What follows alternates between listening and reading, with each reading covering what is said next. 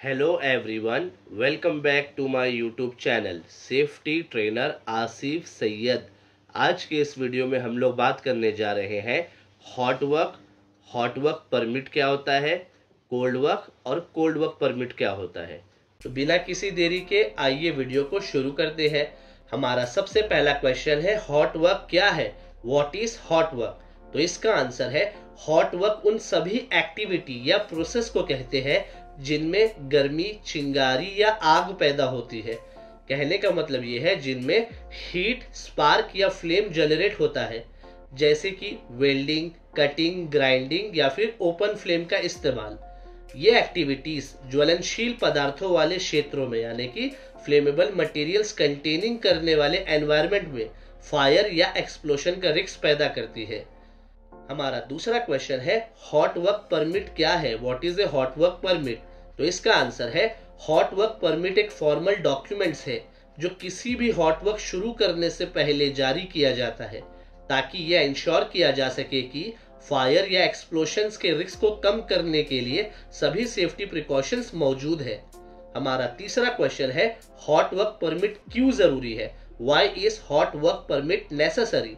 तो इसका आंसर है ये हॉट वर्क परमिट इंश्योर करता है कि फ्लेमेबल मटेरियल्स को अलग करने यानी कि आइसोलेट करने और पास में फायर एक्सटिंग्विशर रखने जैसे प्रॉपर सेफ्टी मेजर्स को फॉलो किया जाए। हमारा चौथा क्वेश्चन है हॉट वर्क करने से कौन से खतरे होते हैं, what are the hazards associate with the hot work. तो इसका आंसर यानी कि 4.1 है आग का खतरा यानी कि फायर हैजार्ड। 4.2 है विस्फोट का जोखिम यानी कि एक्सप्लोशन रिस्क। 4.3 है ज्यादा तापमान की वजह से जलने का खतरा यानी कि burn due to high temperature. 4.4 है विषाक्त धुएं और गैसों का खतरा यानी कि टॉक्सिक फ्यूम्स एंड गैसेस। 4.5 है चिंगारियों से आंखों को नुकसान यानी कि आई डैमेज फ्रॉम स्पार्क। हमारा पांचवा क्वेश्चन है हॉट वर्क के दौरान क्या सेफ्टी प्रिकॉशंस लेना चाहिए, what safety precautions should be taken during hot work. तो इसका आंसर यानी कि 5.1 है हॉट वर्क शुरू करने से पहले हॉट वर्क परमिट ले ले। 5.2 है जहां पर हॉट वर्क एक्टिविटी होने वाला हो तो वहां से फ्लेमेबल मटेरियल्स हटा दे और एरिया की प्रॉपर हाउसकीपिंग कर ले। 5.3 है फायर असिस्टेंट ब्लैंकेट्स या शील्ड का इस्तेमाल करे। फायर असिस्टेंट ब्लैंकेट के ऊपर मेरे एक अच्छा सा वीडियो आप जाके देख सकते हैं। 5.4 है पास में फायर एक्सटिंग्विशर रख ले। 5.5 है प्रॉपर पीपीई पहने। 5.6 है प्रॉपर वेंटिलेशन को इंश्योर करे और 5.7 है निगरानी के लिए एक फायर वॉच को असाइन करे। हमारा 6th क्वेश्चन है हॉट वर्क में फायर वॉच क्या होता है, what is a fire watch in hot work. तो इसका आंसर है फायर वॉच वो पर्सन होता है जिसे हॉट वर्क एरिया की मॉनिटरिंग करने के लिए असाइन किया जाता है ताकि यह इंश्योर किया जा सके कि कोई आग का खतरा ना हो। एक फायर वॉचर को हॉट वर्क खत्म होने के बाद कम से कम 30 मिनट्स यानी कि आधा घंटा तक उसी जगह पर रहना चाहिए। ये क्वेश्चन इंटरव्यू में भी पूछता है कि एक फायर वॉचर को हॉट वर्क एरिया में काम खत्म होने के बाद कितनी देर रुकना चाहिए। तो इसका आंसर है 30 मिनट्स यानी कि आधा घंटा। हमारा 7वां क्वेश्चन है हॉट वर्क परमिट की वैलिडिटी कितने देर तक रहती है, what is the duration of A hot work permit.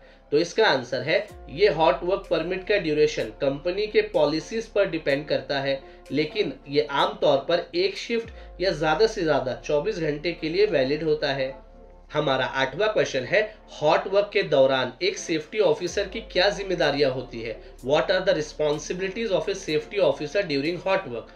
तो इसका आंसर यानी कि 8.1 है ये वेरीफाई करना कि हॉट वर्क परमिट इश्यू किया गया है। 8.2 है साइट का इंस्पेक्शन करके यह इंश्योर करना कि सेफ्टी मेजर्स को इम्प्लीमेंट यानी कि लागू किया गया है।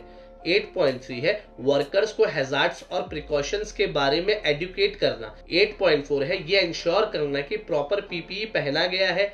8.5 है हॉट वर्क के दौरान और बाद में एरिया को मॉनिटर करना।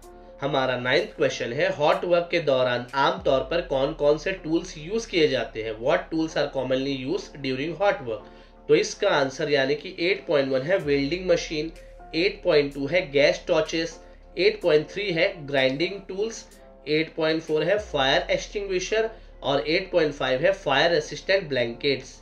और जाते जाते एक फाइनल नोट्स मेरी तरफ से, यह इंश्योर करें कि आप अपनी कंपनी की हॉट वर्क पॉलिसीज SOP यानी कि स्टैंडर्ड ऑपरेटिंग प्रोसीजर्स और परमिट सिस्टम से वाकिफ है, यानी कि आप सबको इन चीजों की जानकारी है। हॉट वर्क कंस्ट्रक्शन एक्टिविटीज के लिए जरूरी है, लेकिन एक्सीडेंट्स को रोकने के लिए सेफ्टी भी उतना ही जरूरी है।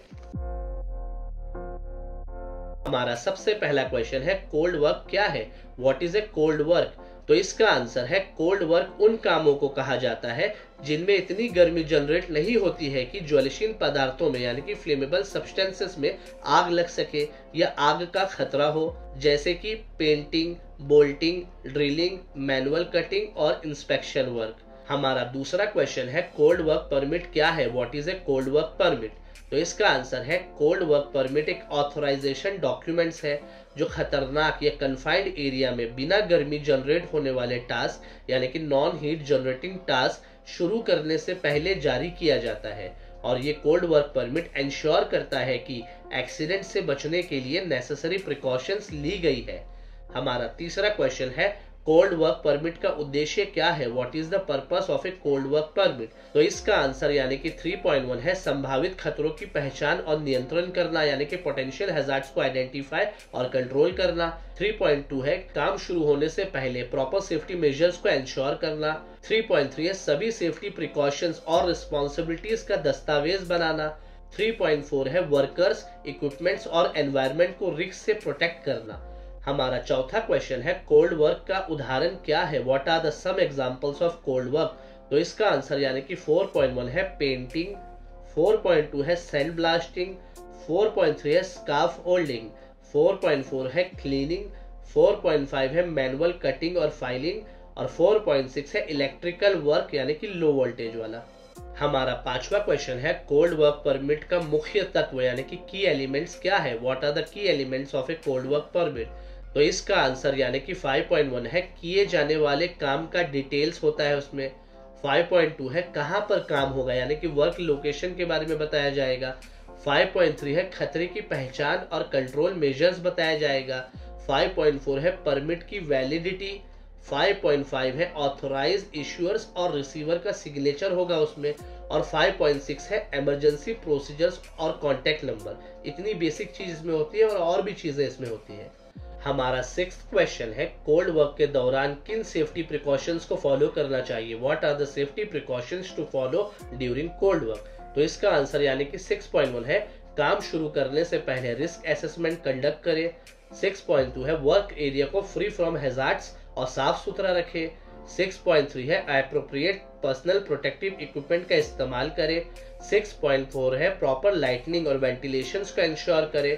6.5 है सेफ्टी कंप्लायंस हो रहा है या नहीं उसकी लगातार मॉनिटरिंग करें।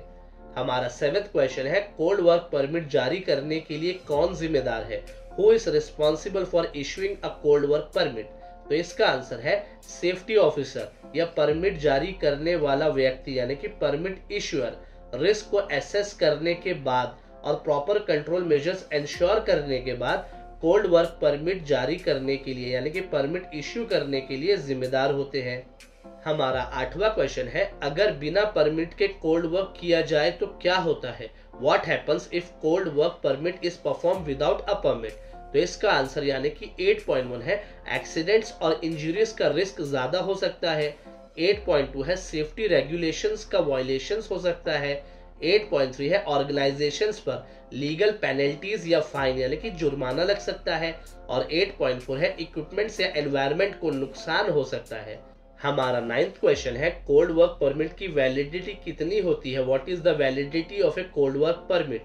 तो इसका आंसर है कोल्ड वर्क परमिट आमतौर पर एक सिंगल शिफ्ट या फिर एक स्पेसिफिक ड्यूरेशन परमिट में मेंशन रहता है, और अगर काम को उस स्पेसिफिक टाइम से ज्यादा करना हो तो परमिट को रिन्यू करना होगा। हमारा 10वां क्वेश्चन है कोल्ड वर्क और हॉट वर्क में क्या अंतर है, what are the difference between cold work and hot work. ये क्वेश्चन बहुत ही ज्यादा इंटरव्यू में पूछा जाता है तो ध्यान से सुनिएगा। तो इसका आंसर यानी कि 10.1 है कोल्ड वर्क ऐसे काम को कहते हैं जो गर्मी या चिंगारी उत्पन्न नहीं करते, यानी कि कोई भी ऐसा काम जो हीट या स्पार्क प्रोड्यूस नहीं करता। अब 10.2 देखेंगे हॉट वर्क क्या है। हॉट वर्क ऐसे काम को कहते हैं जो गर्मी या चिंगारी उत्पन्न करता है, यानी कि कोई भी ऐसा काम जो हीट या स्पार्क प्रोड्यूस करता है, जैसे कि वेल्डिंग या कटिंग। और जाते जाते एक टिप्स है आप लोगों के लिए मेरी तरफ से। सबसे पहला, हमेशा अपने टीम के साथ काम शुरू होने से पहले ब्रीफिंग यानी कि टीबीटी करें। दूसरे नंबर पे है कंपनी के परमिट टू वर्क सिस्टम को अच्छी तरह समझे। और तीसरे नंबर पे है अपने साइट से रिलेटेड स्पेसिफिक हैजार्ड्स की पहचान करना सीखें। उम्मीद करता हूं आपको hot work permit, cold work और कोल्ड वर्क परमिट का कॉन्सेप्ट बहुत ही अच्छी तरीके से समझ में आ चुका होगा। इस वीडियो को देखने के लिए बहुत बहुत शुक्रिया। अगर आपको मेरा ये वाला वीडियो पसंद आया तो लाइक बटन को दबाना बिल्कुल भी ना भूलें। चैनल को सब्सक्राइब और बेल आइकन को प्रेस कर ले ताकि और भी ऐसे इंपॉर्टेंट टॉपिक्स आपको मिलते रहे। तो मिलते हैं किसी और वीडियो में किसी और न्यू टॉपिक के साथ। तब तक के लिए goodbye and take care.